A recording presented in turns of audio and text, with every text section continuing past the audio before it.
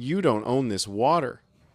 My voice cut across the construction site, steady despite the white-hot anger burning in my chest. Victoria Hayes stood beside a bulldozer, tearing through century-old oaks on my shoreline, clipboard in hand, smile perfectly fixed like she'd just won an argument I hadn't realized we were having. Actually, she said, adjusting oversized sunglasses despite the overcast sky, according to the HOA plat filed with Henderson County, this shoreline is community property. Phase 2 of Ashford Ridge begins today. I gestured at the torn earth, the concrete forms already poured, the surveyor stakes marching into my lakebed. Those forms are at 1,867 feet elevation. The natural high water mark is 1,875. You're building inside the lake. Her smile didn't waver. Our engineers disagree, and our permits are approved. You're welcome to contest this through proper channels, Mr. Mercer, but the bulldozers aren't stopping. Behind her, diesel engines roared. Trees older than both of us crashed to mud. That's when I understood. This wasn't about permits or surveys or even the law. This was about power. And Victoria Hayes had just made the mistake of thinking her HOA letterhead outranked 100 years of hydrology, a stone dam built by my great-grandfather, and the one thing she'd never bothered to learn. I didn't own the water. I controlled it. I'm Nathan Mercer, fifth-generation steward of Lake Ashford and the dam that holds it. Hydrologist by training, stubborn by inheritance. My great-grandfather built Ashford Dam in 1926, stone and iron, calculations done by hand, designed to hold the lake at 1,862 feet for safety and aesthetics, but he'd engineered it to rest perfectly, safely, at 1,875 feet. 13 quiet feet. The natural high water line before the dam was ever built. A legal easement, a physics lesson. Written into the deed, filed with the county, ignored by everyone who thought paperwork could rewrite topography. 8 months ago, I'd noticed surveyor stakes appearing along the northern cove. Didn't think much of it, probably county maintenance.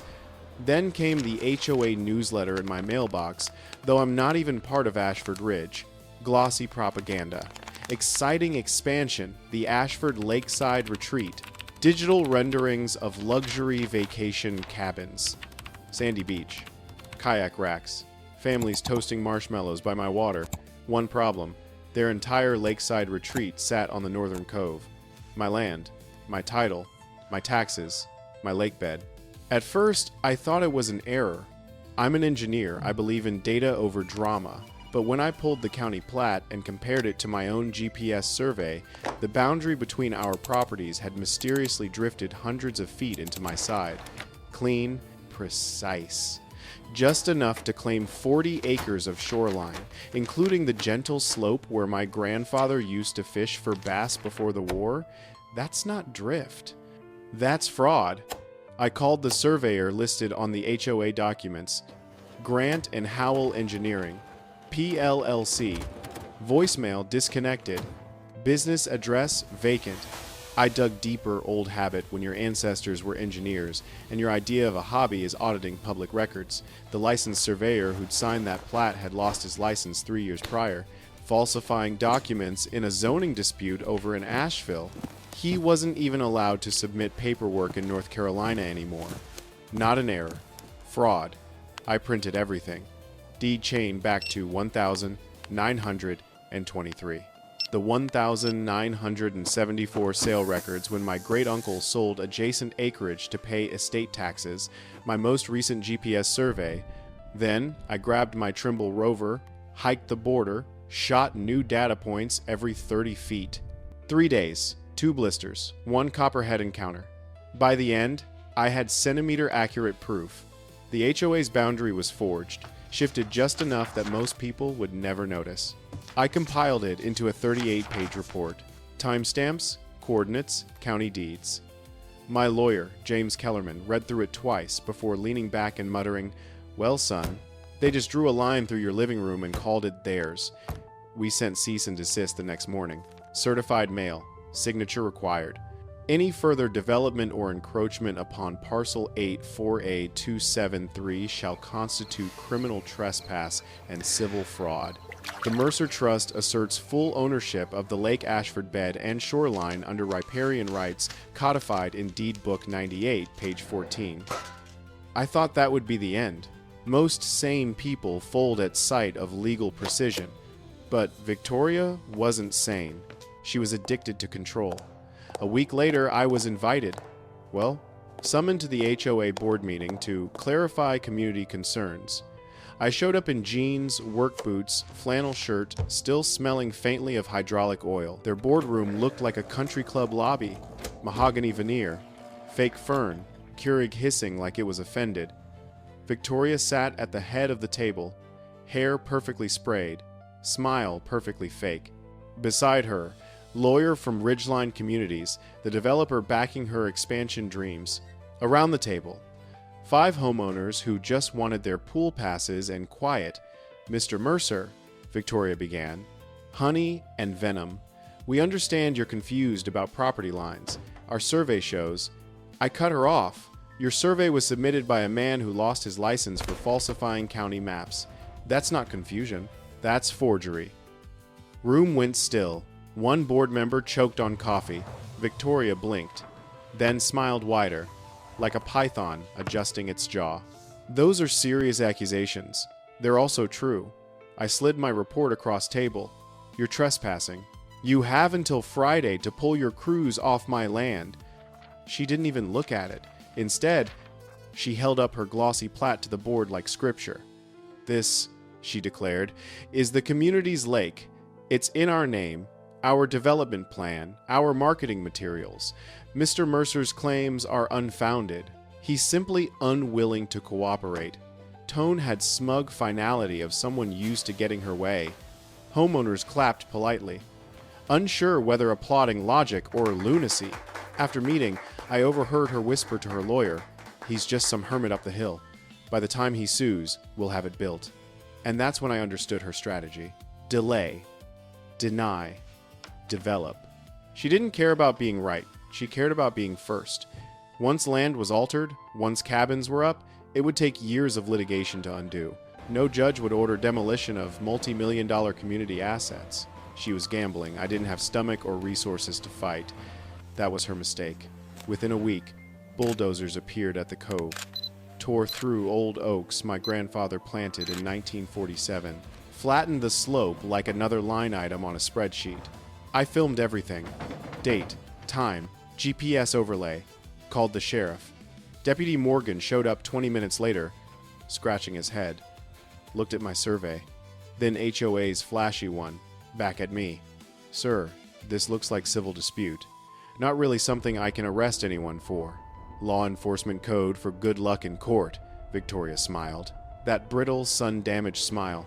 Thank you, officer. We appreciate your understanding. Next morning, I walked the edge of damage.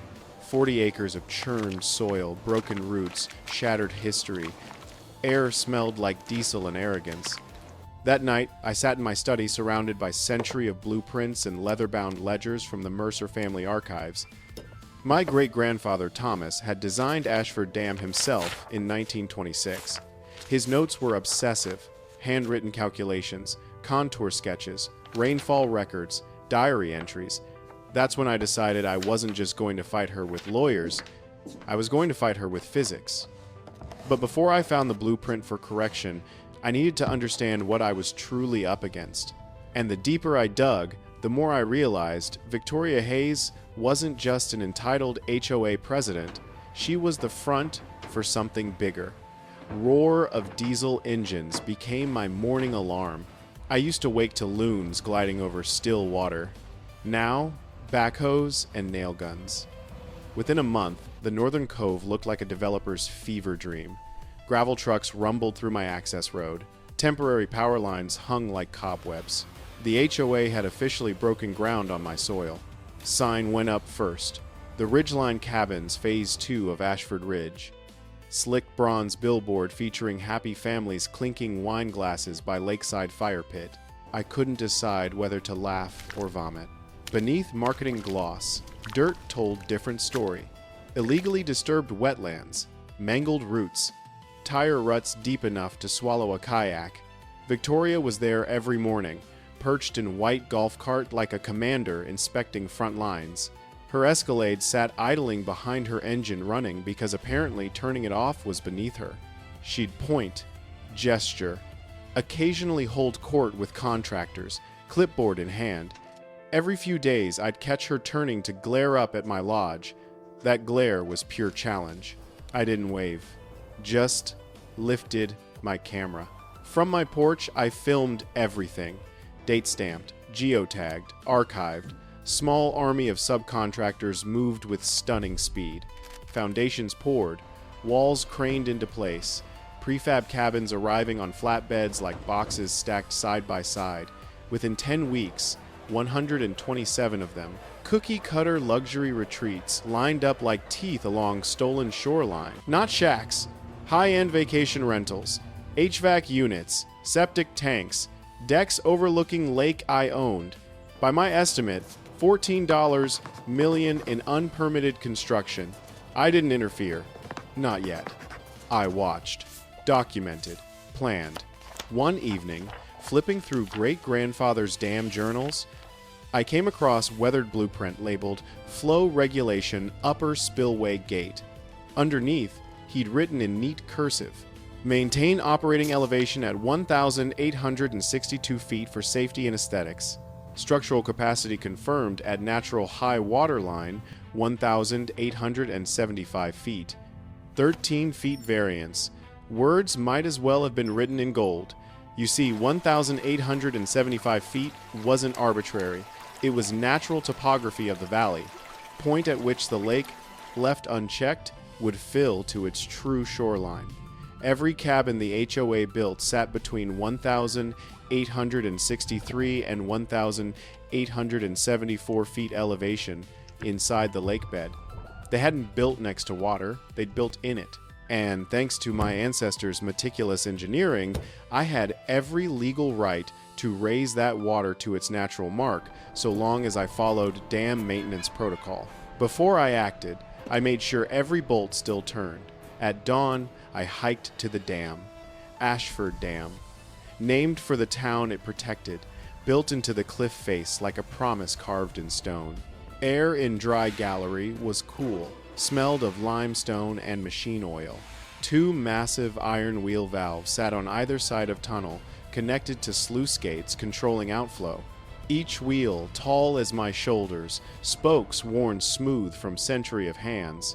My father used to bring me here as a kid, letting me spin the wheel quarter turn while explaining, "This is how we keep the valley safe, Nathan. The dam listens, but it never forgets." That day, it listened to me again. I turned valves, just enough to feel gears engage, testing range. Motion was heavy, deliberate, mechanical poetry.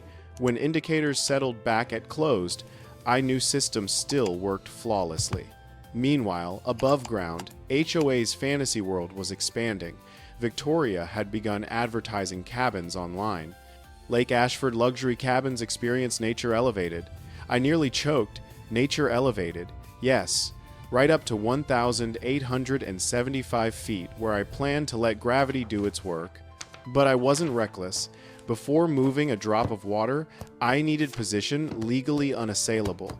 First, pulled every piece of documentation. Original dam maintenance manual, hand-typed, bound in faded blue cloth. Mercer trust deed specifying flood easements. Hydrological inspection certificates renewed by my family over decades. Each document confirmed. Control of water level for safety inspections and maintenance rested solely with dam operator, me. Next, called North Carolina Department of Environmental Quality. Not reporting them, just asking theoretical questions. If private landowner owns both dam and lake bed, maintains riparian rights up to documented high water mark, what's liability if temporary water level restoration damages unauthorized structures built within that easement? Pause. Then, clerk said cautiously, if those structures were built without permits and inside recorded flood easement, liability falls entirely on builders. Bingo. Still, I wasn't tipping my hand. HOA's lawyers were well-funded and slimy. If I gave them even a hint, they'd run to court to block me. So I kept smiling at Victoria when I passed her at General Store, nodding like nothing changed. Inside, I was counting days. By midsummer, all 127 cabins stood finished.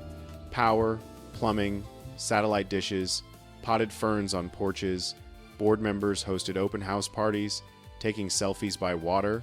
Every Facebook post captioned, "Our Lake Ashford Paradise." I screenshot.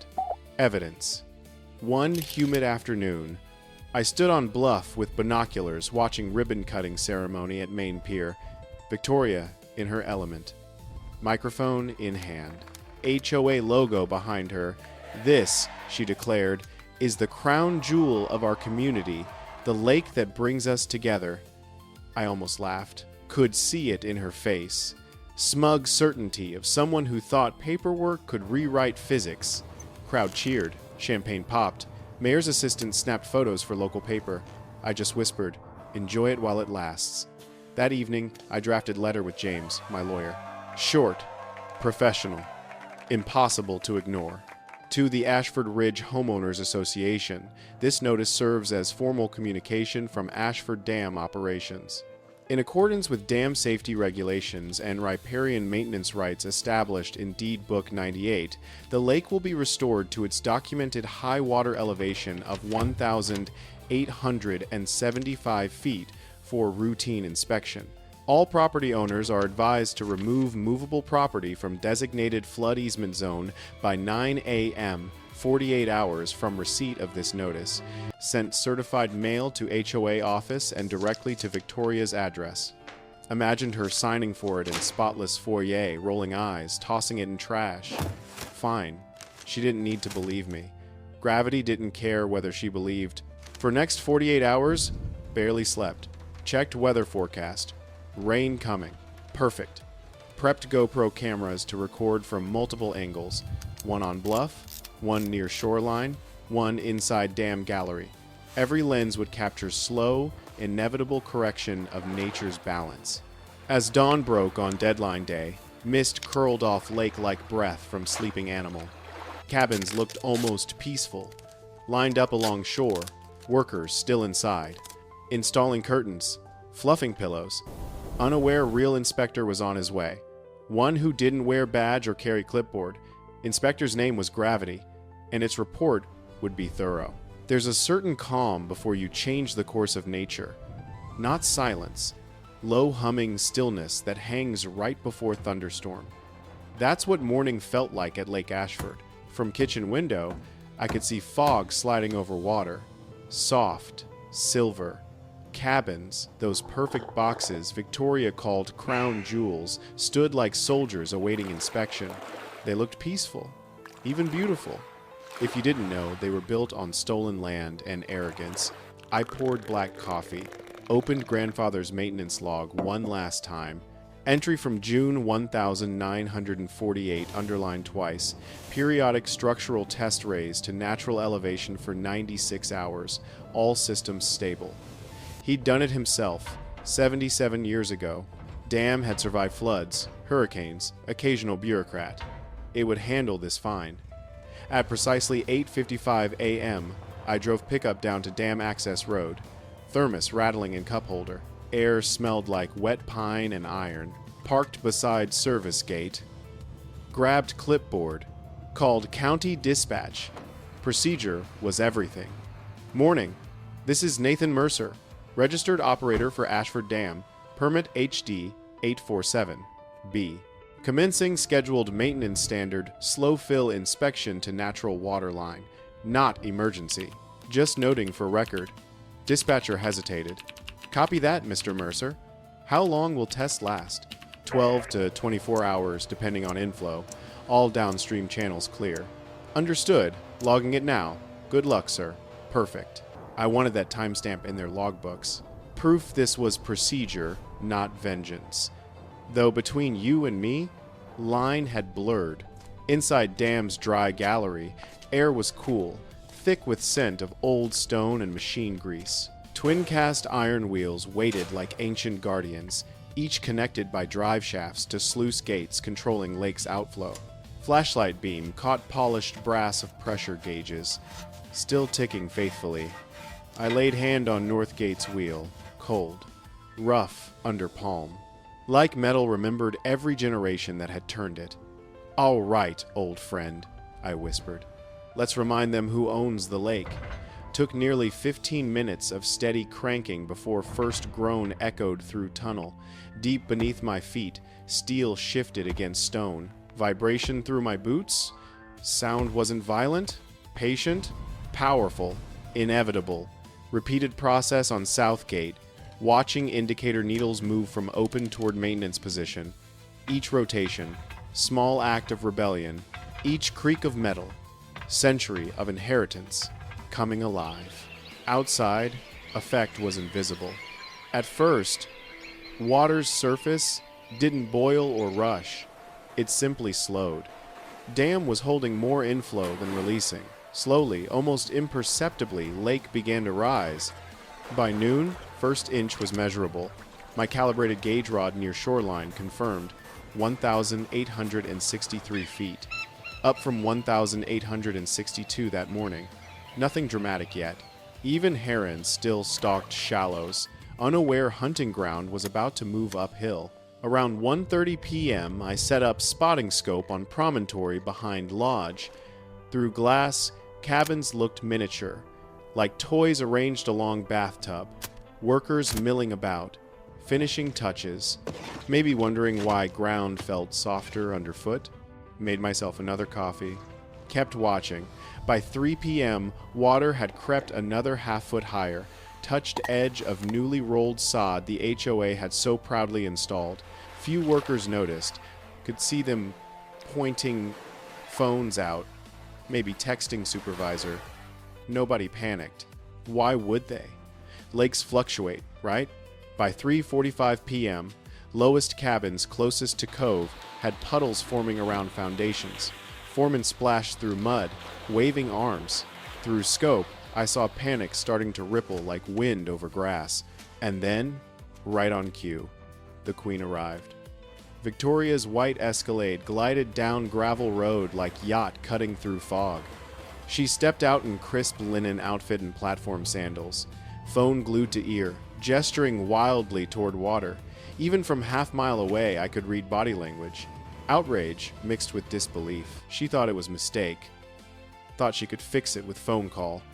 I leaned on railing, sipped coffee, murmured, "Try calling Gravity, Victoria. Let me know if it picks up." Rain started an hour later. Light drizzle, but added to inflow. By 4 p.m., lake had reached 1,868 feet. Water lapped against concrete slabs of first-row cabins. Wooden stairs bobbed loose. Portable generator sparked, hissed, went dark. Could see people running now, contractors shouting, homeowners pointing, Victoria yelling into phone. Soundtrack, distant thunder, and chaos. By 5 p.m., first cabin went under. Water poured through sliding doors like world's slowest avalanche. Curtains fluttered once before, disappearing beneath rippling surface. One down, 126 to go. Through all of it, I stayed calm. Wasn't gloating, was documenting. Every few minutes, snapped photos through scope, timestamps, elevation readings, precise visual records.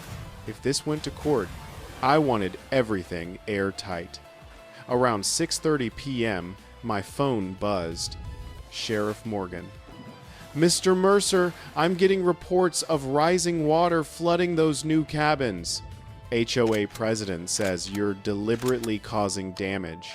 I notified dispatch of scheduled maintenance 12 hours ago. Everything's logged. Water's still below natural high water mark. Silence. Then sigh. "You got documentation?" "Every bit." "Then sit tight.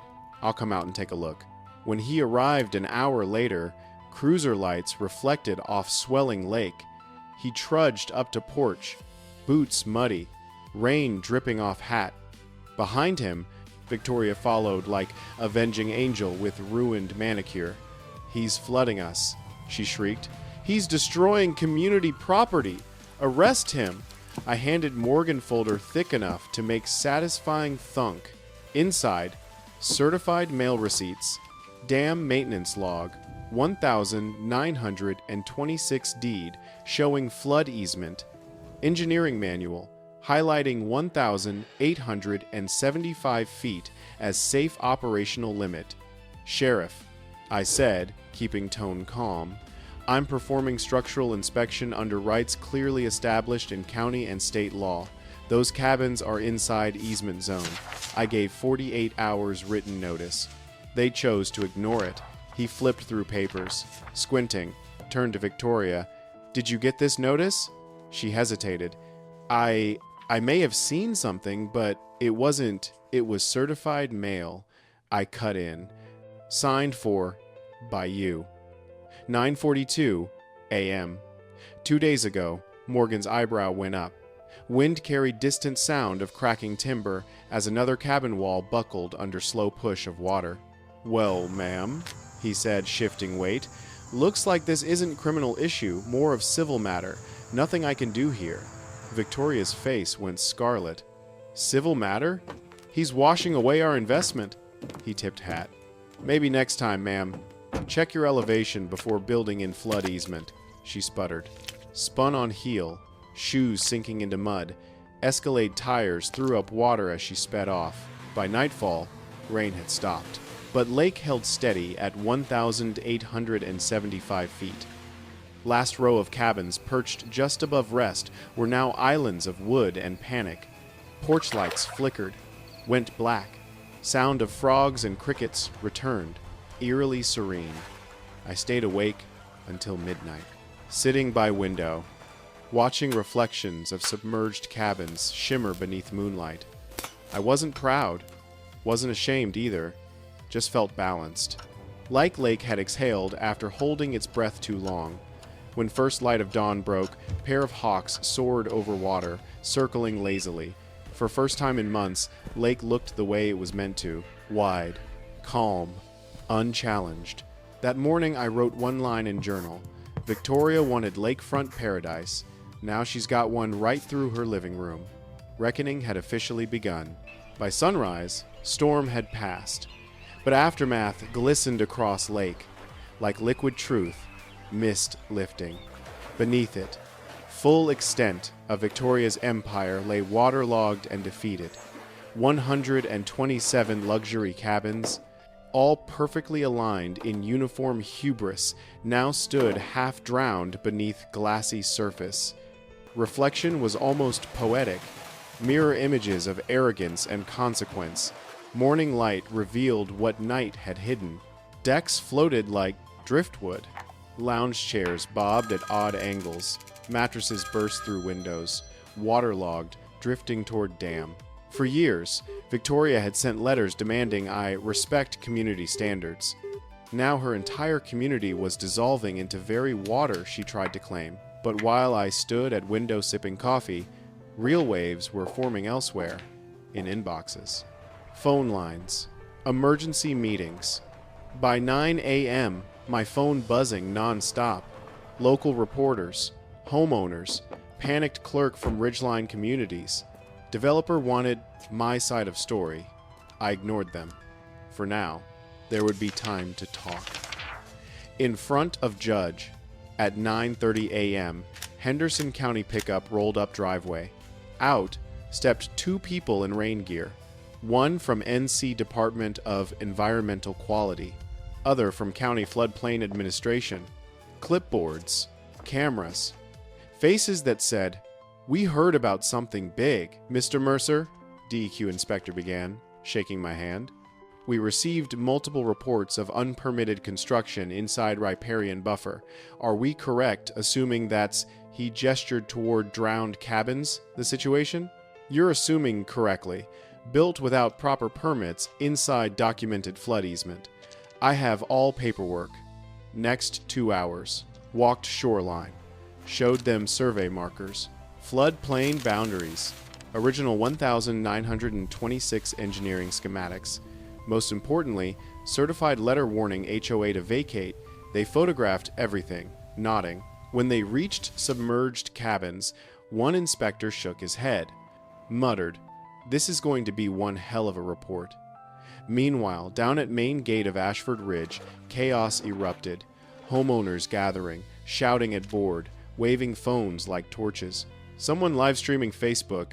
Caption, "Our HOA president flooded us."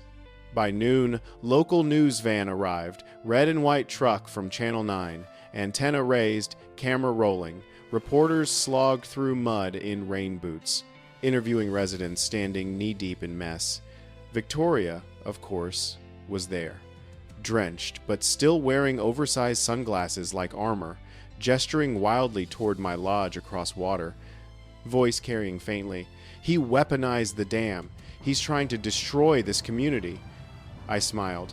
Communities built on fraud destroy themselves. That afternoon, my lawyer James drove up in dusty sedan. Looked like man both exhausted and exhilarated. "Well," he said, climbing out, "you've stirred up hornet's nest. Developer already calling this act of God. Suppose your deity in question?" "Gravity's the real God," I replied. "I just gave it permission." He chuckled. Got serious. DEQ already filing formal notice of violation against HOA. They'll hit them with 6 figures in fines for environmental damage alone. You couldn't have planned it better. Oh, I did plan it. Every inch, every foot, every elevation line. He looked at me long moment, nodded. "You know, Nathan, there's poetic justice. And then there's whatever this is." Friday morning, 1 week after flood. Certified letter under my door. Opened it standing in hallway. Coffee-stained shirt. Legal documents. Thick packet. Victoria Hayes and Ridgeline Communities, LLC versus Nathan Mercer. Civil complaint. $650,000 damages. Defamation. Intentional infliction of emotional distress. Civil conspiracy. Malicious interference with business operations. Criminal sabotage. 42 pages claiming I'd orchestrated deliberate destruction of community assets, weaponized critical infrastructure for personal vendetta, conspired to destroy development project through reckless water manipulation, claimed Victoria suffered career damage, reputation destruction, emotional trauma, all because of my malicious, premeditated actions. I read twice, hands shaking, real fear settling in. $650,000. More than my savings. More than value of family land. More than everything. Called James. "It's slap suit," he said immediately. "Strategic lawsuit against public participation. She's trying to silence you. Make fighting back so expensive you give up. Common tactic. Can she win? No. North Carolina has anti-slap protections. Your actions were lawful maintenance under recorded deed rights. Case will get thrown out. Pause. But it'll take time. 6 to 9 months. And she gets to drag you through discovery, depositions, stress. That's the point. Sat down hard. How much will this cost? My firm will handle pro bono. You're not paying for this. Pause. But your time, your energy, your peace of mind. Those are costs she's counting on." I sat staring at $650,000 lawsuit. Phone rang again. Client. "Nathan, I heard about lawsuit. Can't have my project associated with legal drama. Going with another hydrologist. Sorry. Click. $18,000 contract. Gone. Second client called hour later. Same thing. Too much controversy. We'll wait this out. $12,500 on hold, maybe gone. Third client by 5 p.m. We're pausing our engagement. Wish you luck. $22,000 in jeopardy. In one day, $52,500 in work evaporated because Victoria was weaponizing legal system against me. I sat in empty office staring at unfinished reports. My wife Sarah called at 6 p.m. Voice shaking. "Nathan, I got cease and desist letter. Victoria's lawyer threatening defamation suit if I continue making false statements about her on social media. I just shared your photos of the flood. Now they're threatening ME. Sarah, it's intimidation. But what if they sue us both? We can't afford 2 lawsuits. We have kids, Nathan. College funds. Mortgage. What if we lose everything? Hung up, could hear fear in her voice. Fear Victoria was counting on. My daughter Emily, 16, texted an hour later. Dad, kids at school saying you destroyed people's vacation homes on purpose. Called you a terrorist. Is that true? I stared at that text. Didn't know how to respond. How do you explain to your daughter that standing up for what's right sometimes looks like villainy to people who refuse to see truth? Sat on couch at 9 p.m. staring at ceiling. $52,500 lost income.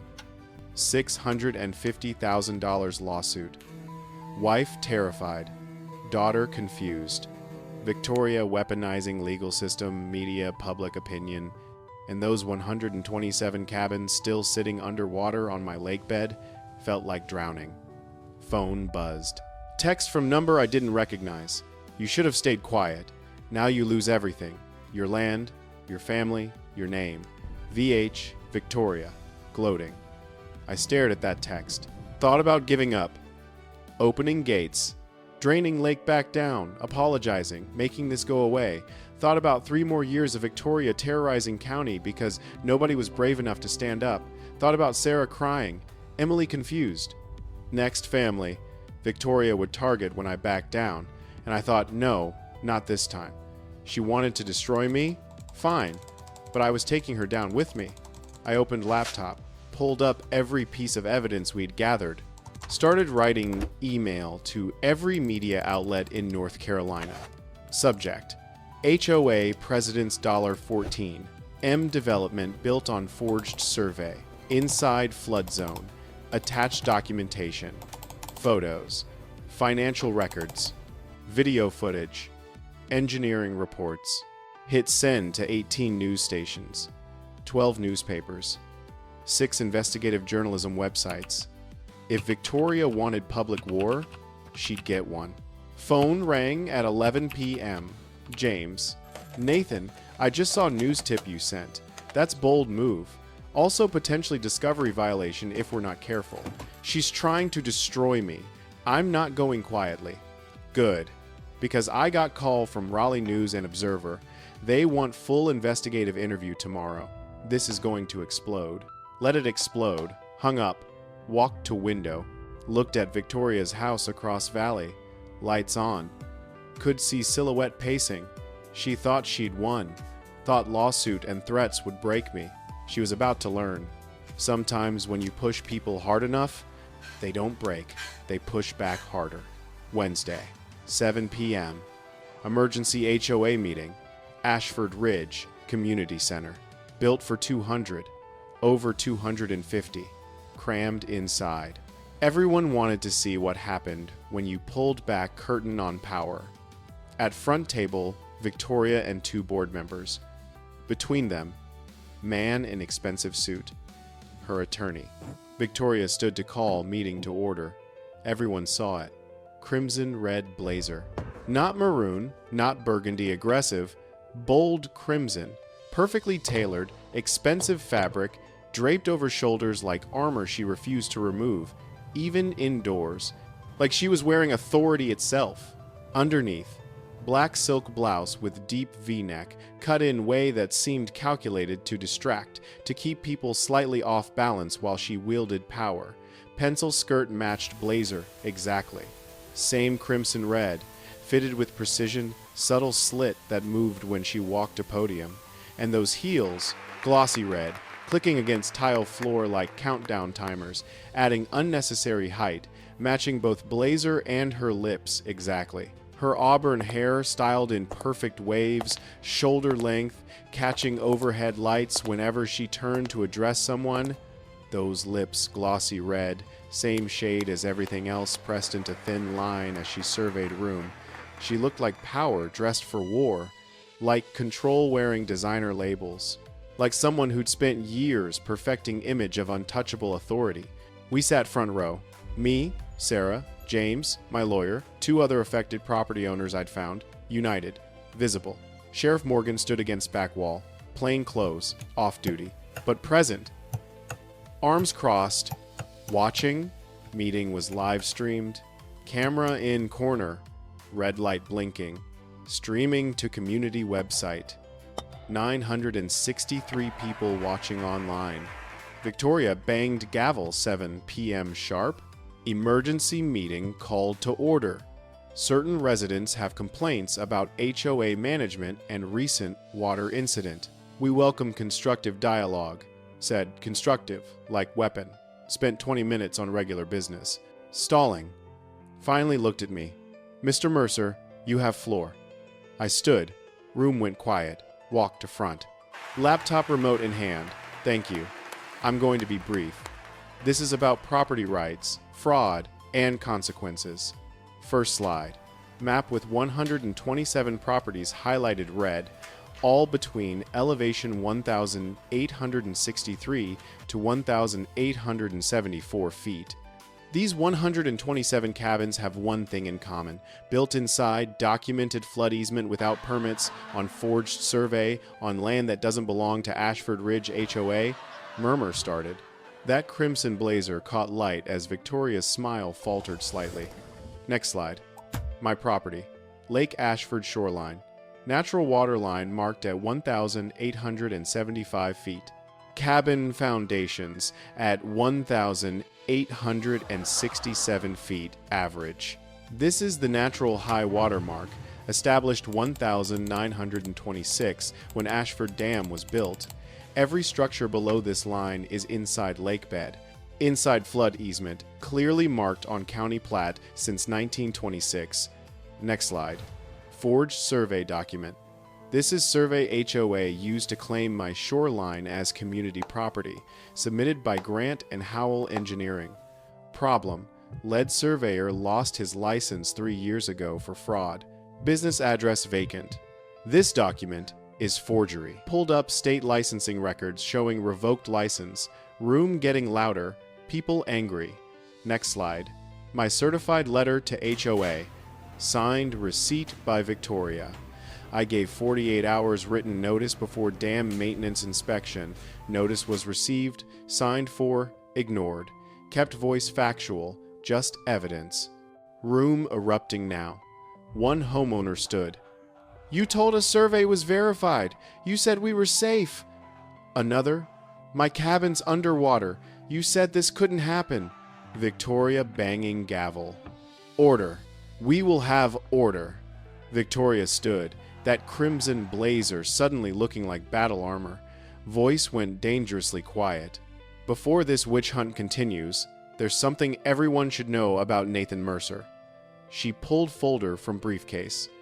Mr. Mercer claims to be victim, but he's been systematically violating dam safety protocols for months. Manipulating water levels without proper authorization, creating hazardous conditions. She held up papers.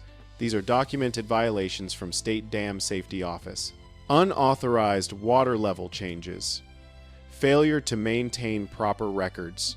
Reckless endangerment of downstream communities. Murmurs in crowd, some turning to look at me. Her lawyer stood. We have affidavits from 3 engineering firms stating Mr. Mercer's dam operation has been negligent and dangerous. His so-called maintenance inspection was actually deliberate sabotage, designed to destroy property he personally opposed. Victoria's voice rose. And the evidence he's presenting? Selectively edited documents. Cherry-picked surveys. He's shown you fragments, not full picture. She clicked to her own presentation. This is full engineering report from Ridgeline Communities, showing Lake Ashford's normal fluctuation range includes water levels up to 1,872 feet. Our cabins were designed for this variation. They were safe until Mr.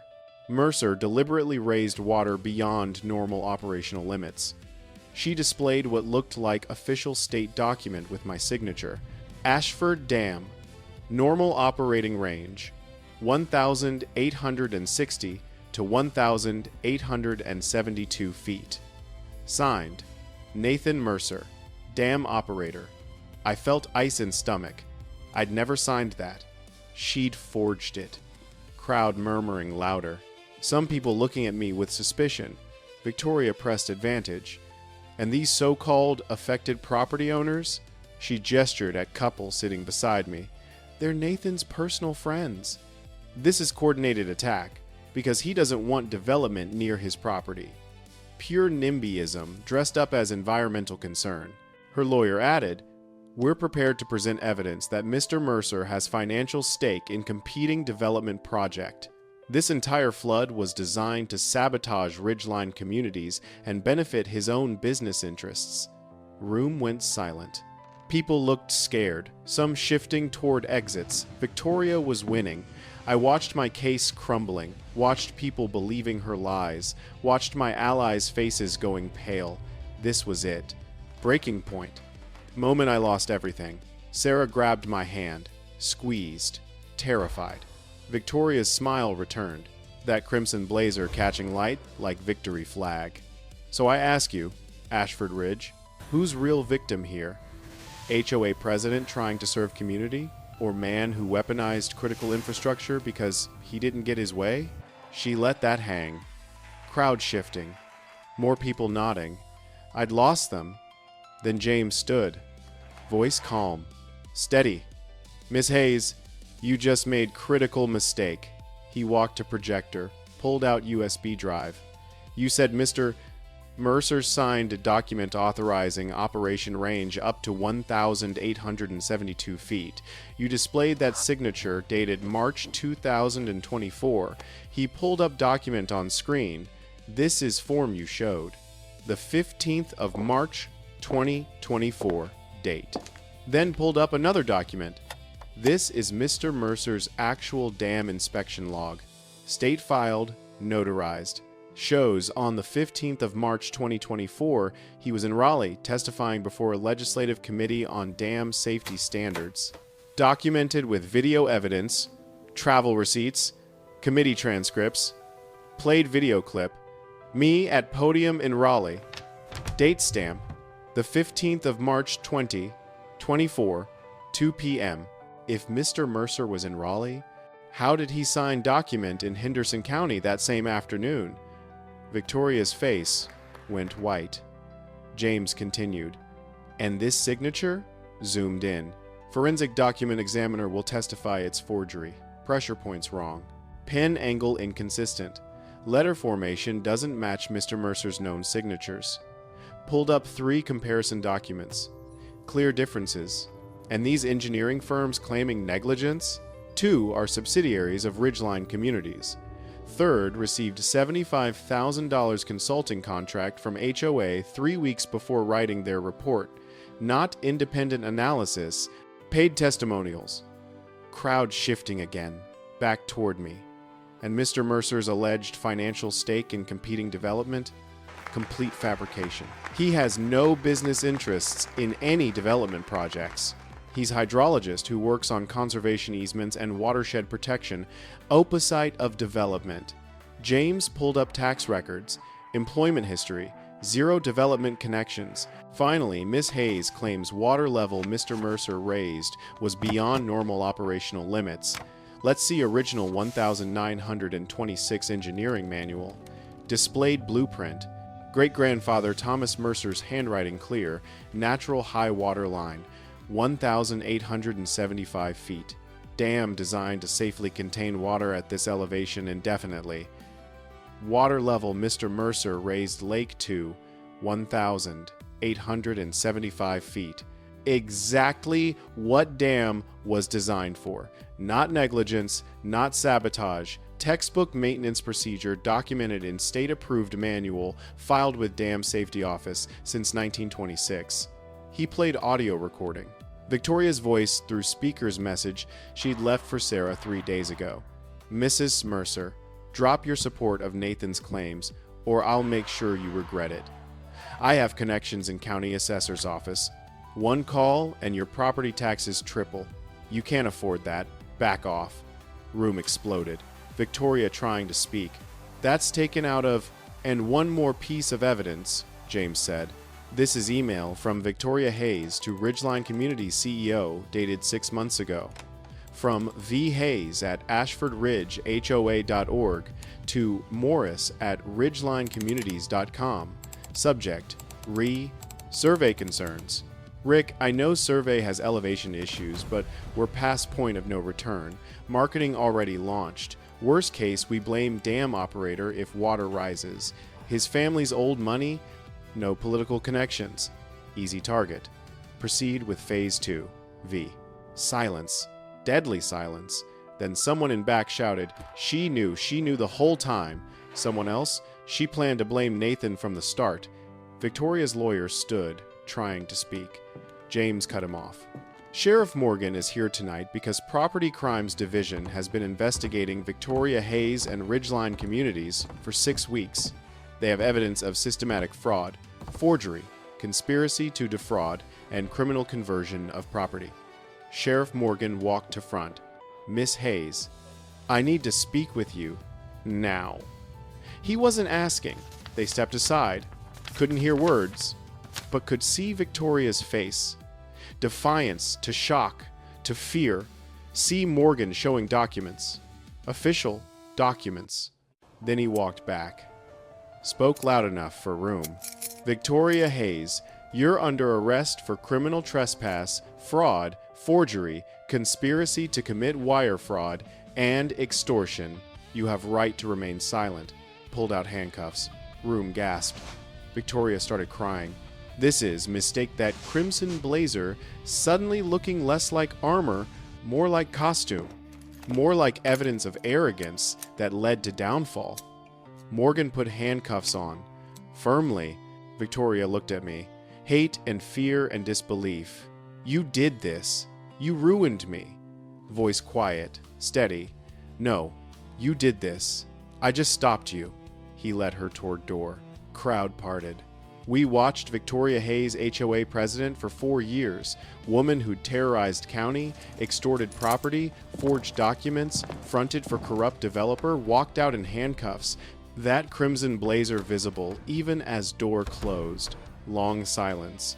Then someone clapped. Then everyone. Cheering, crying, hugging. Sarah grabbed my hand. Squeezed hard. We did it. I looked at faces who'd been afraid. Isolated, powerless. This wasn't about me, about all of us, about what happens when people stop accepting abuse. 6 months later, Saturday morning, early spring, I was at dam running routine inspection. Oil changed on wheel mechanisms, pressure gauges checked, everything balanced. Lake held steady at 1,862 feet. Operating elevation, exactly where it belonged. Yellow wildflowers blooming along restored shoreline where cabins once stood. County had ordered full remediation. Ridgeline communities, now in bankruptcy, paid for removal of all structures. 40 acres returned to natural state. Wetlands restored, native grasses planted, nesting platforms for ospreys. Victoria's sentencing had come through last month. 18 months. Full restitution to defrauded homeowners. Lifetime ban from serving on any HOA board in North Carolina. Ridgeline Community CEO also indicted. Wire fraud, conspiracy, securities violations. Their stock tanked. Development projects across 3 states shut down. My lawsuit dismissed with prejudice. Attorney fees awarded in my favor. I walked back to lodge as sun rose over lake. Sarah met me on porch with coffee. Emily got acceptance letter from state, she said, smiling. Full scholarship, environmental engineering. I felt something in chest, pride, relief, hope. She wrote her essay about the dam, about standing up for what's right, even when it costs everything. Looked out at lake, smooth as glass, reflecting morning sky. This space was mine again, not just legally, spiritually. Where I worked, protected, turned chaos into balance. Phone buzzed. Text from James. County adopted Mercer Protocol today. All new development near protected waterways requires independent hydrological review plus 2-3 resident approval plus state environmental clearance. You're officially case study in land use law textbooks. Congrats. I looked at that message. Typed back. Justice doesn't always roar. Sometimes it just rises quietly until it finds its level. Set phone down. Walked to old stone bench my grandfather built. Pair of ospreys circled overhead. Lake Ashford was free again. And for first time in year, I felt it too. Sometimes all it takes is one person refusing to accept abuse. I wasn't special, wasn't brave, just unwilling to give up what was mine, and that made all the difference.